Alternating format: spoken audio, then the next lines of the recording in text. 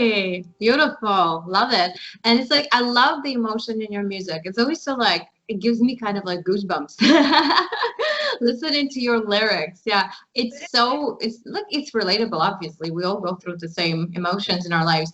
And that's amazing how you just put it together. So, Right. One of the things that I really noticed when all of this started was the pressure to produce content and just put it out there, because it seemed like all of a sudden there was this, I don't know, there was just a flood of art, which is awesome, online everywhere. And I was one of those artists who at the beginning, creating was not something that I wanted to be doing. I needed to sit and assess and kind of evaluate this new way of life. yeah.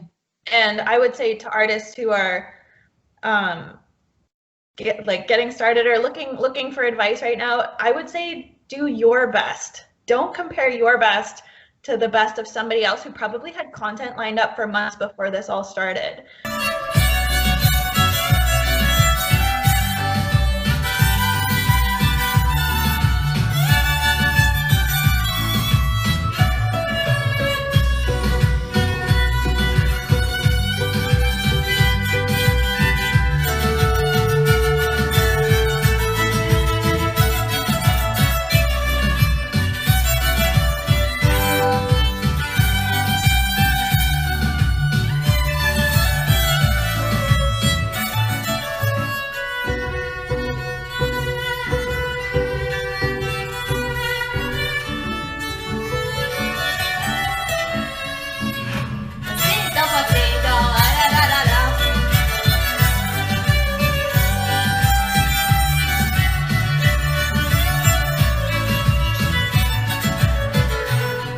Surprises cosplayers with their themes. Yeah, the songs that are played for their characters.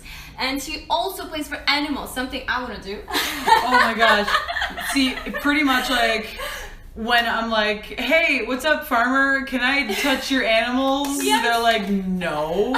And then I'm like, okay, can I play a song for your animals? They're like, oh, sure. Absolutely. And so, like, I just love every single animal. I just want to pet it. Yeah, me too. I just met a dog on the way here before I met you. Yeah.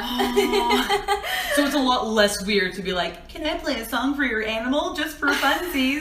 Instead of like, hey, can I touch your llama? I know. Like, no. Can you imagine like jailbreak violinists? Yeah. 1, 2, bunny off the county jail. Bam. Amazing. Well, thank you for sharing that. So, what would you say to someone who's kind of trying to go viral on YouTube? What would you recommend they do? Okay, my first recommendation for going viral is don't try to go viral, because then people know if you're trying. Yes. So, how to go viral?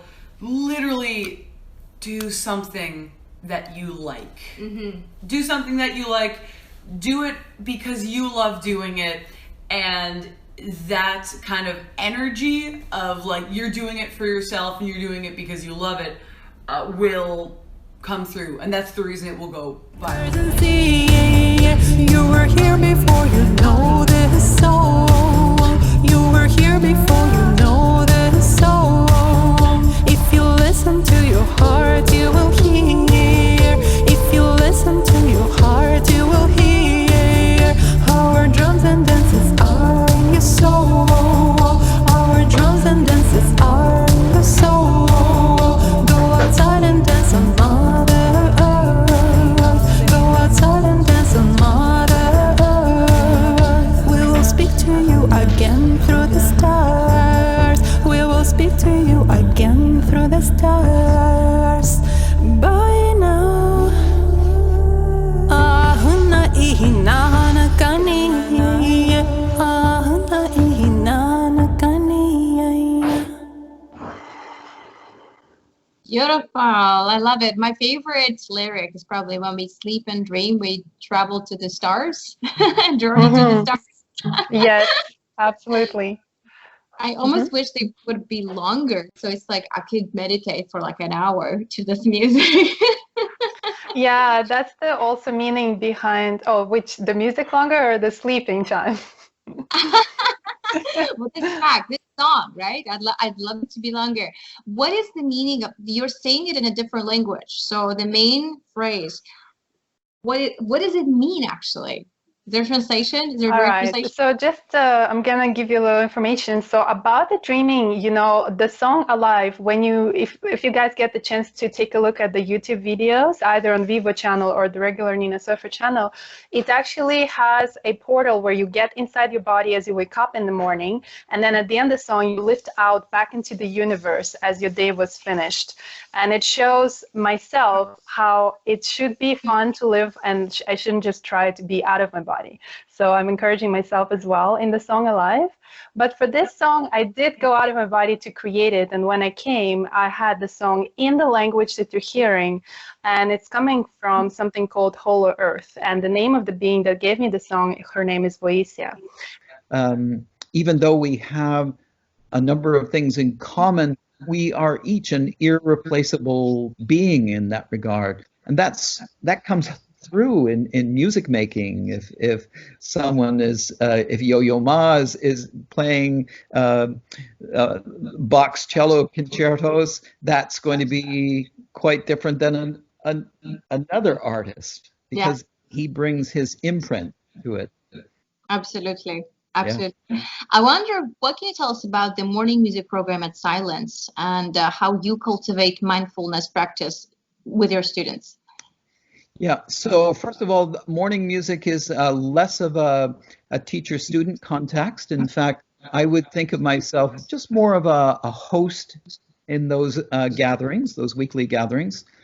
And one of the things that we really ask the participants to honor is silence, right?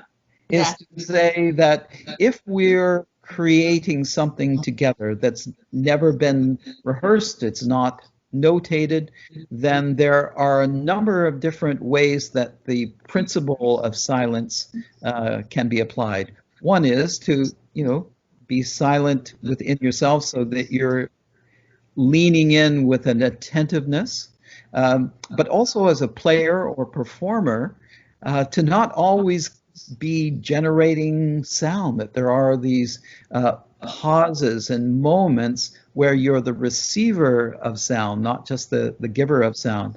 The great jazz musician Miles Davis said that it's not always where you play, it's where you don't play, right? Yes. That those silence periods are as equally as important. And then for professional musicians like yourself, the encouragement would be to work with extended technique, to explore some things that you might not always do on the stage, but to kind of broaden your repertoire of possibility. Really respect the child, and in order for them to engage imaginatively, I really believe that they need to see something real, not something that's been created. So we have real bumblebees that I shot for buzzing bees. Wow. And we have a real turtle for the tired turtles. You have to make sure that you can generate great support from your own following. Don't depend on Kickstarter's following. That's one piece of advice. Another piece of advice for this is that when you're working on an album or such a long project, as artists, we're used to that applause every time we perform, right? And when you're working on such a long project like this, you don't necessarily get that, but releasing sneak peeks to people and little tidbits of songs and stuff like that will keep people engaged, and it will also encourage you along the way. A cat's a cat.